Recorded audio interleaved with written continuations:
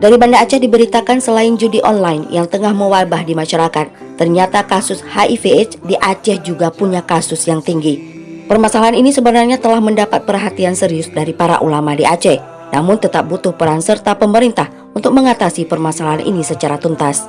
Ketua Majelis Permusyawaratan Ulama MPU Aceh Tengku Faisal Ali mengatakan pihaknya telah lama menerbitkan keputusan dan fatwa untuk mengatasi permasalahan tersebut. Keputusan MPU Aceh nomor 1 tahun 2016 tentang muzakarah masalah keagamaan 1 mengatur tentang penanganan LGBT di Aceh. Keputusan ini mengatur permasalahan penanganan dan sanksi kepada komunitas LGBT serta meminta pemerintah untuk melakukan program pencegahan HIV/AIDS di kalangan LGBT.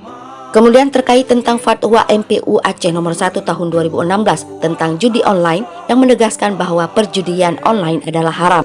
Untuk itu Tengku Faisal meminta pemerintah dan masyarakat untuk memberantas segala jenis perjudian.